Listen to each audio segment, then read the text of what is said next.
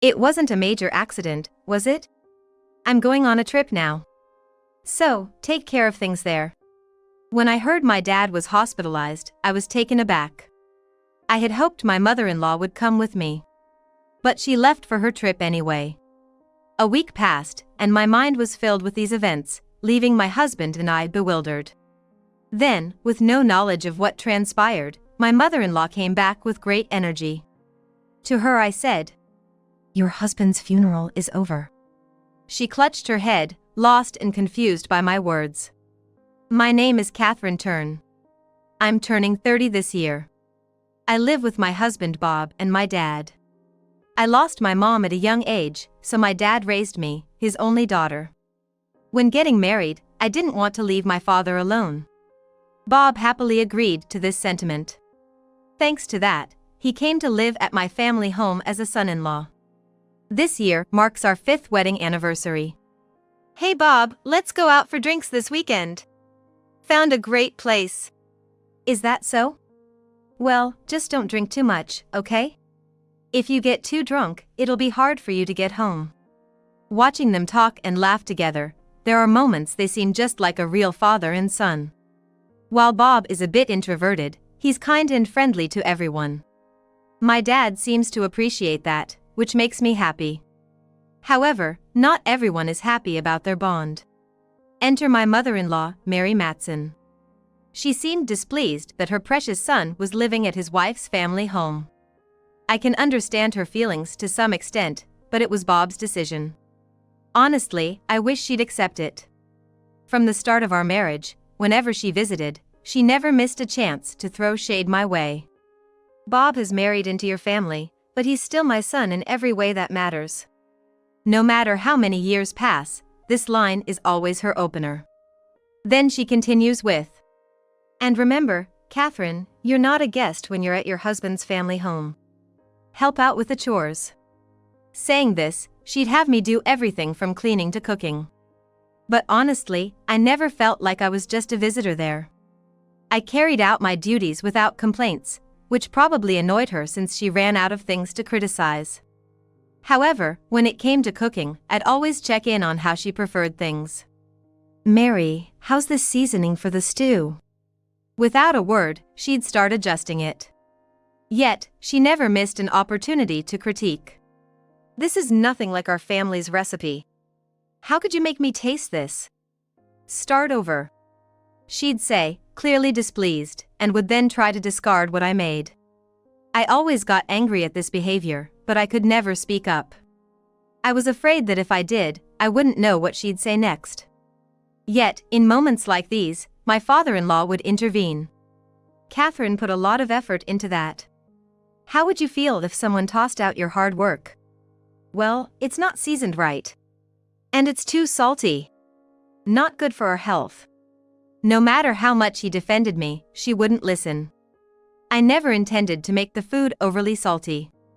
In fact, I often aimed for a lighter taste, adding more seasoning little by little. But she'd always find something to complain about. Bob sometimes stood up for me, but this only aggravated Mary more. "You don't need to say that much, Mom. You're going overboard. Mind your own business." Bob always got silenced like that by his mother. Yet later, he'd apologize, saying, "Sorry for not speaking up." I'd always smile and reply to Bob, "It's all right." I always felt that she was just bitter, thinking I stole her son away. So I believed she was just making life hard for me out of spite. Once I started thinking that way, I decided not to let her words get to me. And the fact that Bob and my father-in-law would stand up for me became my encouragement. But even though I tried not to let it affect me, if I kept hearing the same things every time I went to their house, it would still break my spirit. 5 years passed in the blink of an eye. Even now, whenever I visit their house, she never fails to make snide comments at me. I've become good at brushing off most of what she says, so now her only remarks are about my cooking. She'd hint with a smile, suggesting she's about to start with her sarcasm. "How do you even manage to season the food this way? Odd, isn't it? I cook just how you told me to." I'd retort, matching her tit for tat. After 5 years, I'm not the pushover I used to be. At the start of our marriage, I was more reserved and there were many things I wanted to say but didn't. But now, given my nature, I've been speaking up more. Not that it would make her back down, and her remarks towards me didn't cease. In fact, they became even worse. One day, she surprisingly praised my cooking. "Oh, it turned out quite decent today. But there's still room for improvement." I was puzzled by her comment, yet took it as rare praise. That's when Bob intervened. "Actually, it's always good." Seeing her reaction to his words, she was visibly upset. And then, as always, the snarky comments began. "Don't get ahead of yourself just because I complimented you. I haven't changed anything. I made it how you said. I'm actually grateful for your advice." She gave a grimace and then spoke. "Oh, scary. Young wives these days talk back a lot." And with that, she left the room. Lately, I've not only been talking back but also not feeling as affected by her words. But there was one topic that always got to me. The fact that we didn't have kids even after 5 years of marriage. Whenever she ran out of comebacks, she'd always bring that up. "I've been wanting to see my grandchild, but it seems that's still far off. When will that be?" I'd be at a loss for words against such comments.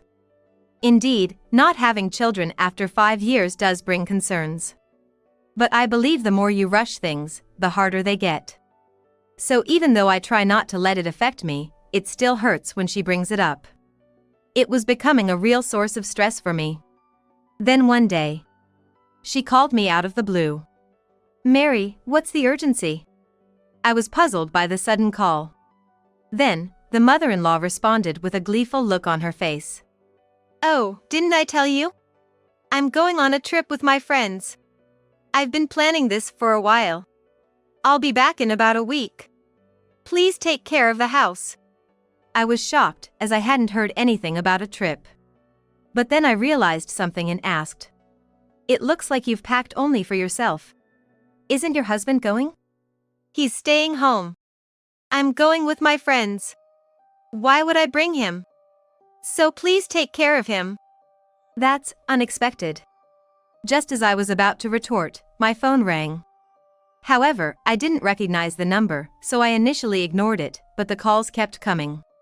Suspicious, I decided to answer. To my surprise, it was a police officer. "Is this Mrs. Catherine Turn's phone?" "Yes, it is." Wondering why the police were calling, I answered the question. Then I was told a shocking truth. Apparently, my father had been in a serious car accident and was taken to the hospital in an ambulance. I was even told he was unconscious. No way, my dad. Overwhelmed by shock, I crouched down right where I was. Before I knew it, tears were streaming down my face. Seeing me like that, my mother-in-law spoke up. "What happened all of a sudden?" "My dad's been in a car accident and was taken by ambulance." As I responded through my tears, she unexpectedly said, "Oh, that's all?" "What do you mean, that's all? They said he's unconscious. Can't you come with me? I feel so alone right now." I begged desperately, but she frowned and replied, "I can't do that. It's probably not a big deal anyway. Besides, I gotta go on a trip now. You handle your stuff on your own. Take care of everything, okay?" "I can't believe." I tried to plead again, but she grabbed her bags and left the house. I thought, what if something happens to my dad? What should I do now? Then my father-in-law gently put his hand on my shoulder and quietly said, "Let's go to the hospital first. I'll be there with you." Seeing the kind smile on his face, I felt relieved. So, together with him, I headed to the hospital. Once we arrived and were guided to my father's room, tears once again welled up in my eyes. After a while, Bob also rushed to the hospital.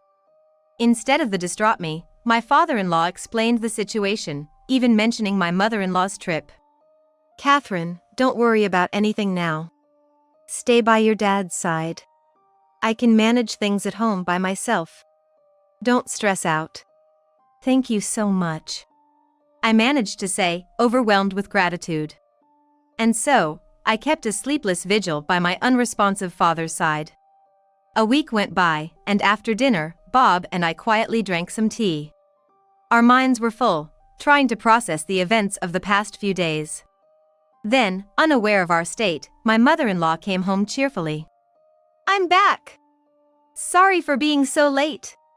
I planned to be home earlier, but there was a lot of traffic." She spoke gleefully, but Bob and I remained silent, looking down. Still, she continued. "The spa trip was so fun. Oh, and I got souvenirs for both of you." My cheerful mother-in-law didn't notice our mood, and it seemed like she wouldn't stop talking anytime soon. "Well, I went to the beach, and the ocean looked so beautiful from the room. But the sea itself was also beautiful. It was really nice. We should all go together next time." However, noticing something was off, she looked around with a puzzled expression. "Speaking of which, where's my husband? The house was locked, so I thought he was here." "Dad's not here. I have the keys." Bob finally responded to the mother-in-law's query, though he looked tense. "Why do you have the house keys, Bob?" the mother-in-law asked, appearing clueless. With a straight face, Bob replied, "It's hard to explain here. Let's go home and talk." Saying this, Bob picked up the car keys and his mother-in-law's luggage and headed to the car. I nodded in agreement with Bob's words, followed him without saying anything else. Unaware of our heavy mood, the mother-in-law was still in high spirits. And perhaps still in a holiday mood, she continued to chat happily in the car. "The food was amazing since we were by the sea. Most of it was seafood, but the sashimi was particularly delicious. There were so many fresh fish, I wanted you guys to see it." She continued talking non-stop all the way to the house. A trip that took less than 30 minutes by car. But listening to her in silence was tough. But I couldn't stop the mother-in-law who was talking so joyfully. "No, that's not it. I just didn't have the energy." Then, equally silent till now, an annoyed Bob finally spoke up. "Mom, can you keep it down a bit? I'm trying to drive here." Hearing Bob's words, she pouted like a child and began to talk back. "What? I'm just trying to keep the mood light since you're driving in the dark. Catherine isn't saying anything either. What's wrong with enjoying a drive?" Hearing her response, I was left speechless out of exasperation. Bob, probably feeling the same way, let out a deep sigh. However, unable to bear it any longer, he shouted, "Mom, just be quiet. I don't want to hear your stories right now." The mother-in-law looked genuinely shocked at Bob's tone. And then, with a puzzled look on her face, she began to speak. "Why are you so angry?" "Just trying to concentrate on driving.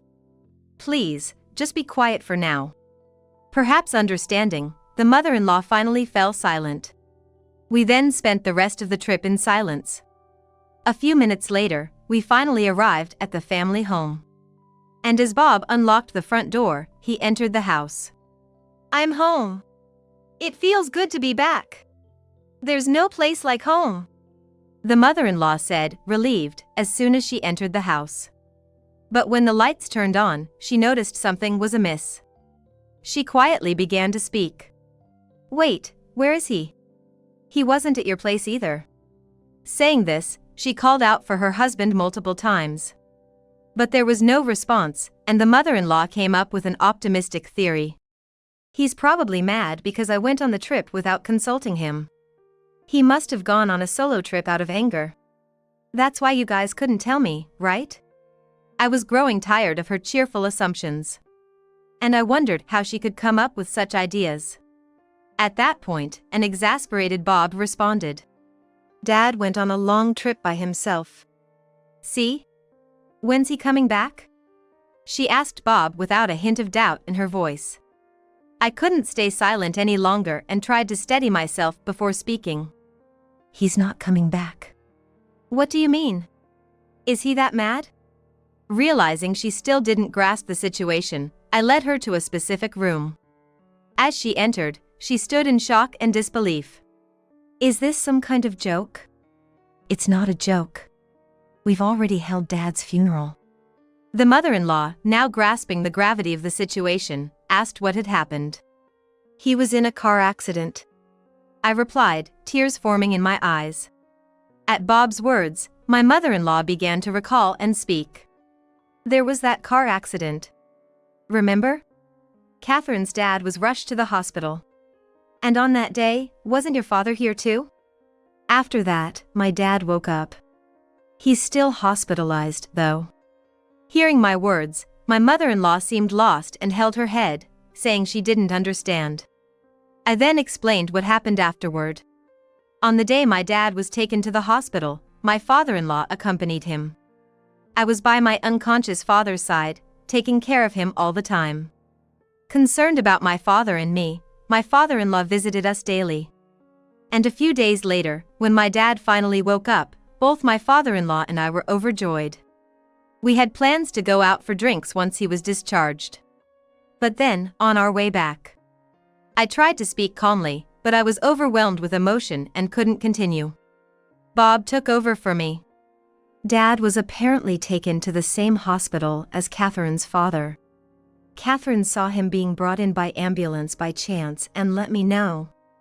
I rushed there immediately, but it was already too late. Why did that happen? My mother-in-law, taken aback by our story, seemed lost for words. However, a visibly distressed Bob quickly changed his demeanor and spoke up. "What were you doing all that time, Mom? I tried contacting you multiple times. I had no idea things had gotten this bad." My mother-in-law looked baffled by Bob's questioning. Seeing her like this, Bob's expression remained unchanged. "We get it. No one expected this to happen." "That's right, isn't it? We're all in the same boat, right?" But as my mother-in-law tried to reason, Bob stared her down. "Then tell me, why was your cell phone off?" "What? I mean..." Hearing Bob's words, the mother-in-law turned pale. Yet, undeterred by her reaction, Bob continued speaking. "I kept calling, but your phone was always off. And when I finally thought I got through, no answer. You didn't even call back. What's that about?" My mother-in-law was at a loss for words. And she stayed silent. But Bob wasn't finished. "Why didn't you tell us you were going on a trip in advance? Who were you planning to go with? At least tell us where you're headed. Sure, you're an adult and don't need to tell us everything, but we would have liked to know, especially given what happened." Bob shared our feelings on the matter. Upon hearing this, my mother-in-law responded. "I went on a trip with a friend. But as far as I know, I contacted all your friends. None of them were with you. They even said they didn't know where you went." Bob kept pressing for answers. I've made new friends recently. Ones you don't know about." She seemed determined to counter Bob's accusations. But Bob wasn't backing down. "Is this him?" Bob asked, showing her a photo of a man walking arm in arm with my mother-in-law. Seeing the picture, her face went pale. "He's just a drinking buddy. Not the one I traveled with," Bob replied with a meaningful tone. "Seems like you're quite close for just a drinking buddy. There's nothing between us." "Sure, we're close, but not in the way you're implying." "Why the act? You think we don't know? Even my dad knew." Unable to hold back his frustration with his evasive mother, Bob finally raised his voice. "Do you still deny anything with him, even after seeing this?" Bob thrust another photo at her, showing the two of them entering a hotel. The sight made her shiver. Why do you have this?" It seemed that my mother-in-law realized she couldn't deny it any longer and timidly asked. "I found a diary when I was going through Dad's belongings. It was inside." Bob calmly began to explain. He told her about the diary and how it mentioned the person in the photograph. His dad had known for quite some time that his wife had been having an affair but never confronted her. In fact, the diary even mentioned that he felt he was the one to blame.